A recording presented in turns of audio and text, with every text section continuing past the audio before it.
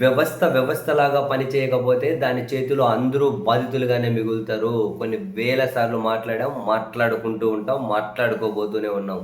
చాలా సార్లు ఇదే విషయం చెప్పినా నేను. తాజాగా గాదె సాయికృష్ణ అనే కృష్ణలంకకు చెందినటువంటి యువకుడు ఏమైపోయాడనే సస్పెన్స్ థ్రిల్లర్‌ని తలపిస్తూ ఉంటే, అంబటి రాంబాబు గారు మీడియా ముందుకొచ్చిన చేసినటువంటి కొన్ని వ్యాఖ్యలు దీన్ని మరోసారి నాకు గుర్తు చేశాయి. ఎందుకంటే ఆ యువకుడు వాళ్ళ ఫ్యామిలీ పూర్తిగా జనసేనకు సంబంధించిన ఫ్యామిలీ. ఏ స్థాయిలో అంటే అంబటి రాంబాబు గారు చెప్పిన వివరాల ప్రకారం పవన్ కళ్యాణ్ గారిని రాజకీయంగా ఎప్పుడైనా అంబటి రాంబాబు గారు విమర్శిస్తే ఈ కుర్రోడు మేనమామ అంటే వాళ్ళ అమ్మగారికి స్వయాన అన్న నాగేశ్వరరావు అట బూతులు తిడుతూ ఉండేనట అంబటి రాంబాబు గారిని.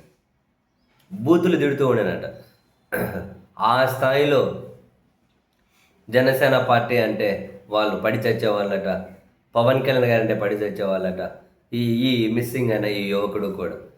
ఇప్పుడు అంబటి రాంబాబు గారు అంటున్నారు, అదే వాళ్ళ మేనమామ నన్ను ఎవరైతే బూతులు తిట్టారో ఆయనే నాకు ఫోన్ చేసి ఏడుస్తూ న్యాయం చేయమని అడుగుతూ ఉన్నారు. ఏడుస్తూ మా బాధలు వినమని చెప్పి అంటూ ఉన్నారు. అధర్మమే. నన్ను దూషించినంత మాత్రాన వాళ్ళకి జరిగిన అధర్మం ధర్మం అయిపోదు. వాళ్ళ జనసేన అయినంత మాత్రాన ఒక అధర్మం ధర్మం అయిపోదు.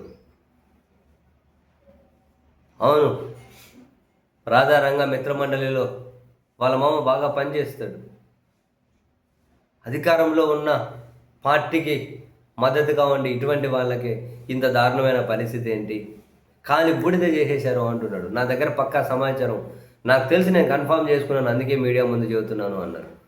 సరే, ఒక పక్క కోర్టులో విచారణ జరుగుతూ ఉంటే అంబటి రాంబాబు గారు ఈ విధమైనటువంటి అలిగేషన్స్ అనాలా, లేకుంటే ఆయన దగ్గర ఏం సమాచారం ఉంది, ఒకవేళ నెక్స్ట్ ఏమన్నా ఈ విషయం ముదిరితే ఆయన ఇంకేమైనా వివరాలు బయట పెడతారా తెలియదు.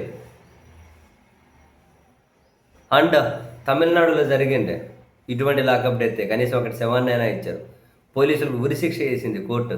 అది సంచలనమైండే. అంతకు మించి ఇది అంటారు. అక్కడ శవాన్నైనా ఇచ్చారు, ఇక శవాన్ని బూడిద చేశారు అంటారు. వ్యవస్థలాగా పనిచేయకపోతే దాని చేతులు అందరూ బాధితులే. సిస్టమ్ లాగా పనిచేయకపోతే దాని చేతులు అందరూ బాధితులే. ఎవ్వరూ అతీతులు కాదు. Hence it's proved. ఏ పార్టీలోనే ఉండదు, ఎవరు మద్దతుదారని ఉండదు. వ్యవస్థలాగా పనిచేయాలి, సిస్టమ్ లాగా పనిచేయాలి. ఇంత దారుణమా? హక్కులు హరించి వేస్తున్నారా?